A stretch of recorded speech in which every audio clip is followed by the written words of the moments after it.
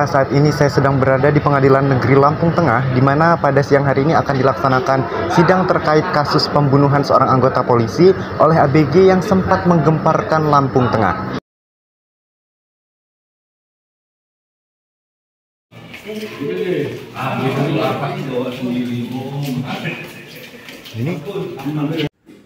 Pemirsa, kasus pembunuhan seorang anggota Reserse Umum Polres Lampung oleh ABG menemui babak baru. Rupanya si pelaku membunuh korbannya Bribtu Singgih dengan memberikan minuman kopi Golda yang dicampur insektisida, sovel, dan obat nyamuk bakar yang telah dihaluskan. Efek dari campuran itu, jika masuk ke tubuh akan menyebabkan kematian dalam waktu 15 menit. Demikian terungkap di persidangan yang digelar di Pengadilan Negeri Gunung Sugih, Lampung Tengah, Selasa 30 April 2024. Sidang kedua dengan agenda pemeriksaan saksi dipimpin Hakim Ketua Ahmad Munandar dengan anggota Anggoro Wicaksono dan Restu Ikhlas.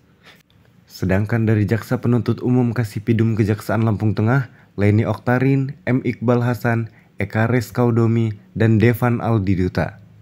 Hadir juga kuasa hukum terdakwa dari Posbakum Pengadilan Negeri Gunung Sugih, Haji Hidayanto dan Yunizar Sanjaya serta Lembaga Perlindungan Anak Lampung Tengah Eko Yuwono. Para saksi yang hadir dalam persidangan yaitu ahli forensik, Inafis, anggota Polres Lampung Tengah, dan pemilik toko tempat terdakwa membeli obat nyamuk dan sovel. Baik, dapat dijelaskan bahwa memang sangat unik untuk kejadian perkara pembunuhan yang dilakukan oleh anak ini, di mana proses pembunuhan itu memang benar-benar dilakukan secara terencana. Baru tadi waktu di persidangan ditemukan fakta berdasarkan forensik dan keterangan ahli, kemudian juga pengakuan daripada keterangan anak bahwa yang mengakibatkan meninggalnya almarhum itu disebabkan oleh racun serangga yang memang sengaja dilakukan untuk agar supaya korban itu cepat terbunuh. Jadi itu ada fakta-fakta baru ya ditemukannya ya di persidangan. Fakta di persidangan inilah, karena di penyidikan dan di penuntutan tidak ditemukan rencana atau proses pembunuhan yang memang dilakukan racun serangga. Jadi disebabkannya oleh racun serangga. Racun serangga.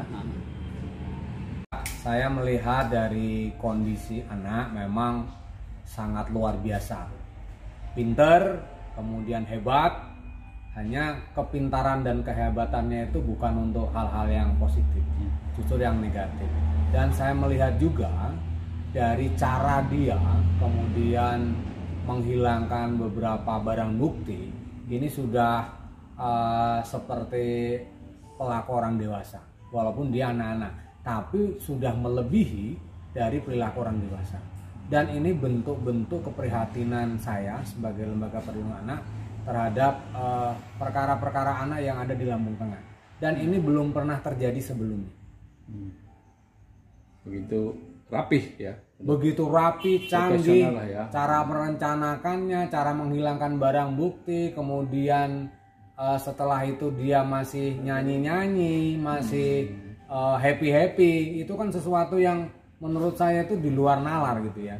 Di luar nalar. Biasanya orang habis membunuh itu dia takut, tapi ini enggak. Malah karaoke, happy-happy, bawa mobil korban, kemudian kan sehingganya sepandai-pandai tupai melompat pasti akan jatuh juga. Pesan moral terhadap orang tua. Saya melihatnya begini, sebenarnya keluarga itu adalah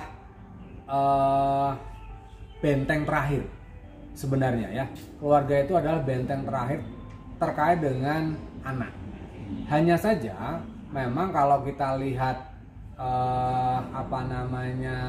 alur ceritanya tersangka, memang keluarga ini tidak begitu open dan keluarga juga tidak open karena memang dari awal memang anak ini memang agak nyeleneh.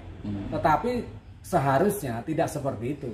Seharusnya begitu anak ini sudah ada perbedaan, keluarga ini sudah harus bagaimana bisa membimbing, kemudian mengarahkan, mendidik. Kalaupun memang perlu, ada beberapa hal yang bisa dilakukan, berkonsultasi dengan kami, berkonsultasi dengan pemerintah, atau dengan yang bukan dibiarkan. Dan pesan moralnya, mudah-mudahan ini yang pertama dan terakhir.